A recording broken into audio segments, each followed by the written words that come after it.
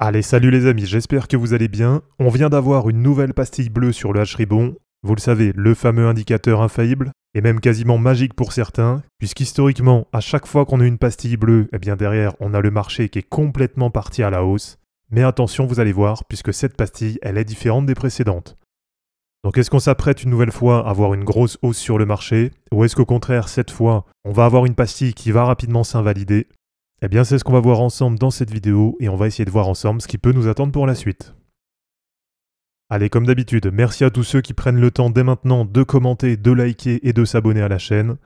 Et pour ceux qui veulent performer sur le bull run, eh bien vous avez juste à cliquer sur le lien Linktree en description et à rejoindre les différents groupes qui vont vous aider à bien booster vos gains cette année.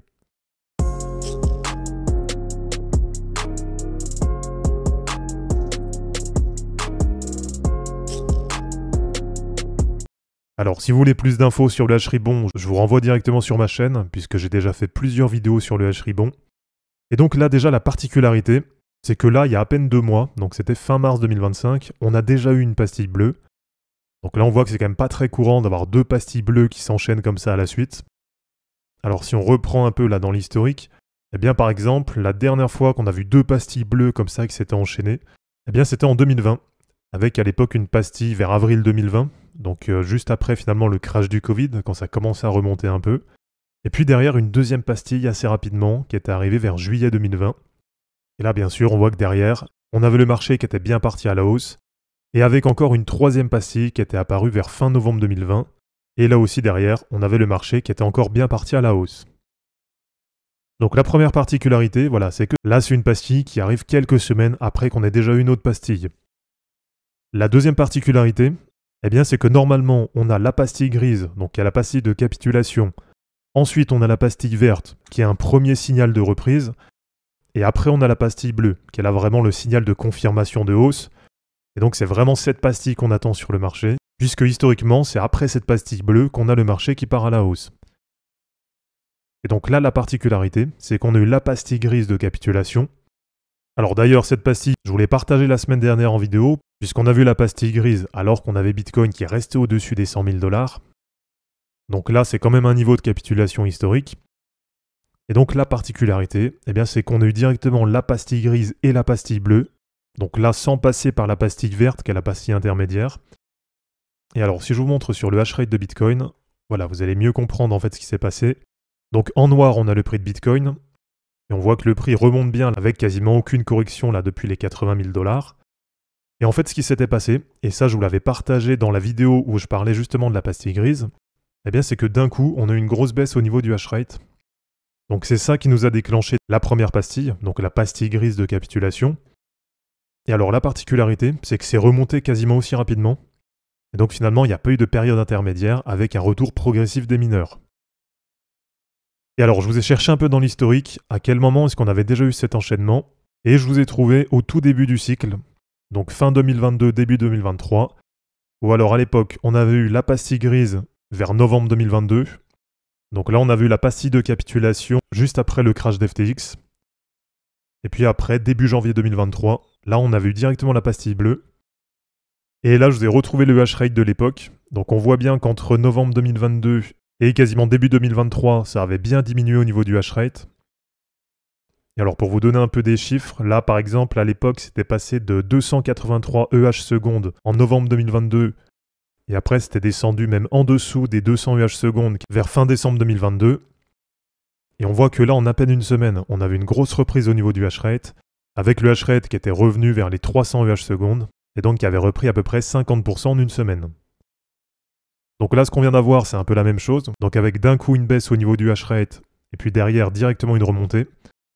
Et donc là, forcément, on passe d'un coup de la pastille de capitulation, donc la pastille grise, directement à la pastille bleue, donc au signal d'achat. Et alors pour terminer, la dernière particularité, eh bien c'est au niveau du RSI, puisque là on a la pastille qui s'affiche alors qu'on est déjà quasiment en zone de surachat sur le RSI en hebdo. Donc là on voit que c'est complètement différent par rapport aux précédentes pastilles.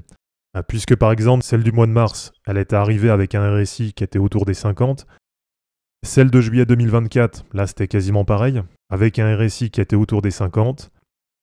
Et puis celle d'avant, celle du mois d'août 2023, eh bien là c'était pareil, avec l'apparition de la pastille bleue et un RSI hebdo qui était en dessous des 50.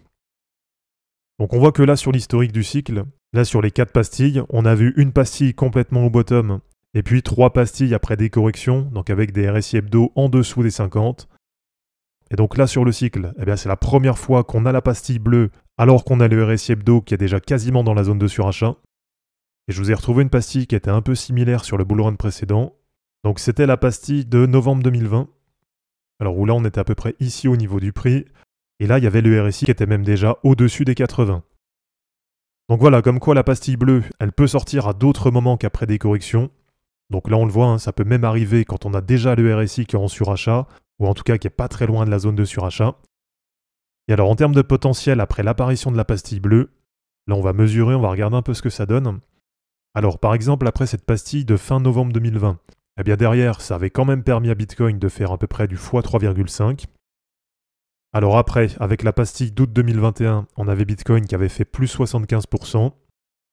Et puis là sur le cycle actuel, donc avec la pastille de début 2023, on a vu Bitcoin qui avait fait derrière plus 91%. Alors après avec la pastille d'août 2023, là derrière on a eu Bitcoin qui a fait quasiment 1 x 3, donc à ce moment-là plus 190%. Et alors après, sur la pastille bleue de juillet 2024, donc on avait Bitcoin qui était autour des 58 000 $ à ce moment-là, et derrière, on a Bitcoin qui avait pris à peu près plus 86%. Et alors du coup, on arrive à nos 2 dernières pastilles, avec la pastille de fin mars qui était apparue quand on avait Bitcoin autour des 78 000 $. Et donc depuis cette pastille, eh bien on a Bitcoin qui a déjà pris à peu près plus 42%. Donc là pour le moment, on va dire que c'est la performance la moins élevée après une pastille bleue. Et donc à partir de maintenant, allez, même si on prend en compte que la performance va encore diminuer, voilà, même si on table par exemple sur un plus 30%, eh bien ça nous emmène déjà autour des 140 000 $. Donc à voir un peu là sur les prochaines semaines. En tout cas historiquement, voilà, je le répète à chaque vidéo sur le H-Ribon, mais pour le moment c'est un indicateur qui a toujours fonctionné. Mais après bien sûr, sur du très long terme, il n'y a aucun indicateur infaillible. Mais déjà en tout cas ce qui est intéressant, c'est qu'avec cette pastille, eh bien maintenant il y a quand même de grandes chances qu'on aille chercher l'objectif intermédiaire entre 120 000 $ et 130 000 $. Et puis pour la suite, eh bien je vous rappelle que moi j'ai toujours cet objectif de voir Bitcoin à 175 000 $ sur le cycle actuel. Et on voit que là, à partir de maintenant, on n'en est plus très loin, puisqu'il faudrait entre guillemets plus qu'un plus 60% à partir de maintenant pour aller chercher cet objectif à 175 000 $ sur Bitcoin. Donc voilà, dites-moi un peu ce que vous en pensez, dites-moi si une nouvelle fois vous pensez que cette pastille bleue elle va fonctionner. Donc est-ce qu'on va avoir le marché qui va encore partir à la hausse? Ou est-ce qu'au contraire, vous pensez que cette pastille elle va pas fonctionner et que cette fois, on va avoir le marché qui va corriger sur les prochaines semaines? Donc voilà, merci à tous d'avoir regardé cette vidéo, j'espère en tout cas que ça vous aura plu. Comme d'habitude, pensez à vous abonner, à liker et à commenter cette vidéo pour soutenir la chaîne. De mon côté, je vous mets tout ça en ligne et je vous dis à bientôt. Ciao!